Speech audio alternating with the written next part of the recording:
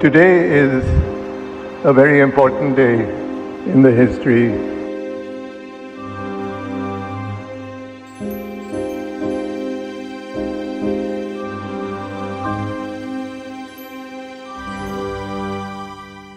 देश भर में शोक की लहर दौड़ गई है। भारत के दिग्गज उद्योगपति रतन टाटा का निधन बुधवार की शाम को हो गया। उन्होंने मुंबई के ब्रीच कैंडी अस्पताल में अंतिम सांस ली। रतन टाटा 86 साल के थे।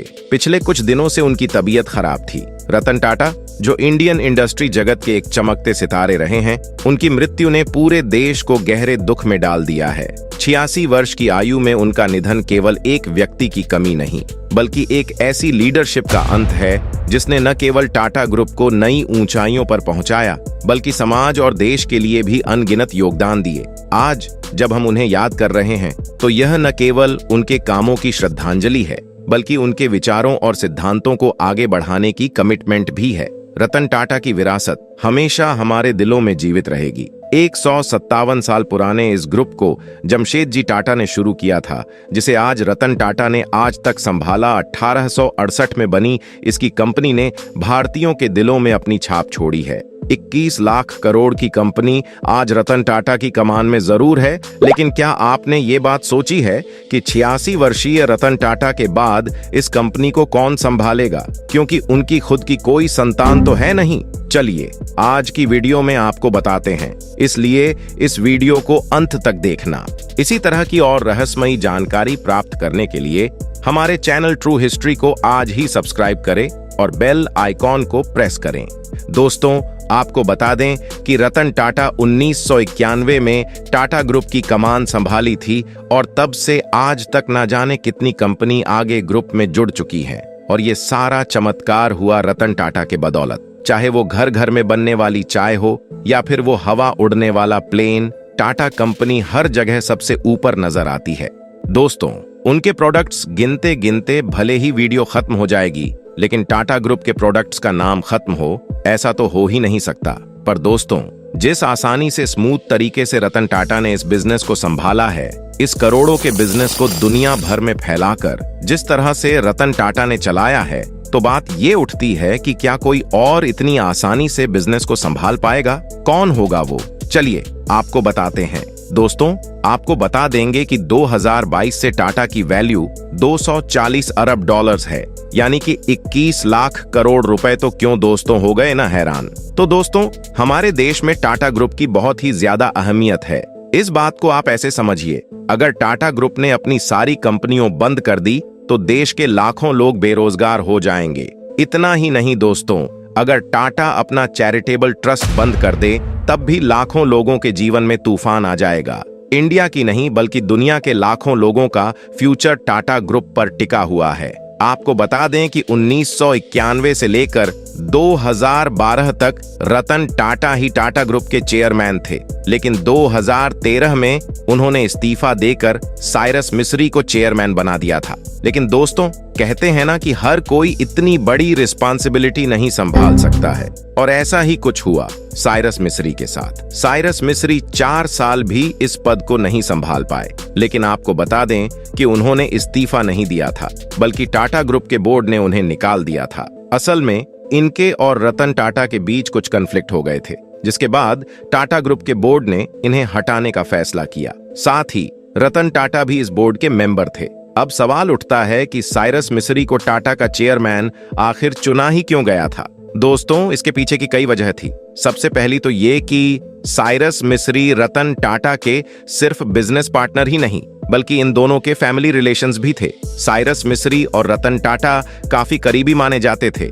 दोस्तों, 1930 से साइरस मिस्री के दादा शफूर जी मिस्री टाटा सन्स में हिस्सेदार थे, और तभी से दोनों की फैमिली में काफी अच्छे रिलेशंस थे। इतना ही नहीं, रतन टाटा के सौतेले भाई नोएल टाटा की शादी साइरस मिस्री की बहन अल्लू मिस्री से ही हुई है। और दोस्तों, ये कहानी यहीं खत्म नहीं हुई, बल्कि साइरस मिस्री के पिताजी पलोंजी मिस्री भी टाटा सन्स के हिस्सेदार थे। फिर पलोंजी मिस्री की एग्जिट के बाद 2006 में साइरस मिस्री इस कंपनी की हिस्सेदारी से उड़ गए। तो 2012 में रतन टाटा ने उन्हें टाटा ग्रुप की जिम्मेदारी दी। मगर दोस्तों, शायद साइरस मिस्री का बिजनेस करने का तरीका टाटा ग्रुप के साथ लोगों को और खुद रतन टाटा को पसंद नहीं आया। उन्होंने कुछ ऐसे डिसीजन लिए जिसे टाटा पॉलिसी के खिलाफ समझा गया, जैसे कपड़े का बिजनेस करने वाली कंपनियों को बंद करना, नैनो कार को बंद करने का फैसला और घाटे में चल रही सभी कंपनियों को बंद करवाने का फैसला। यहाँ की टेलीकॉम सेक्टर की कंपनी डोकोमो को बेचने के फैसले ने उनके जाने के रास्ते पूरी तरह से खोल दिए। साइरस मिस्री के इन्हीं सब फैसलों से रतन टाटा को लगा कि ऐसे तो काम नहीं चलने वाला। उन्हें लगा कि ऐसे तो साइरस मिस्री टाटा ग्रुप की कमान अच्छे से नहीं संभाल पाएंगे और इसीलिए साइरस मिस्री को उनके पद से निकाल दिया गया।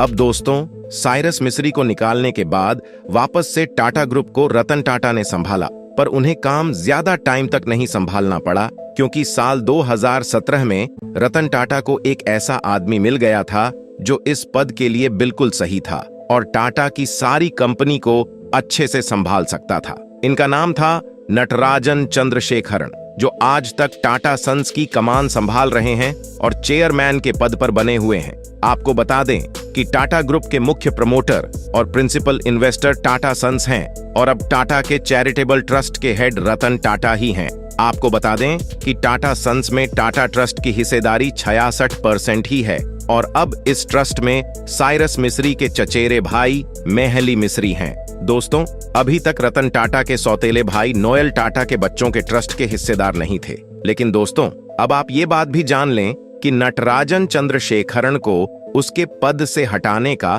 रतन टाटा का दूर दूर तक कोई भी इरादा नहीं था। रतन टाटा का कहना था कि अब टाटा ग्रुप इतना बड़ा हो गया है कि टाटा सन्स और टाटा ट्रस्ट की जिम्मेदारी कोई एक इंसान नहीं संभाल सकता। किसी एक इंसान को दोनों जगह का चेयरमैन नहीं बनाया जा सकता।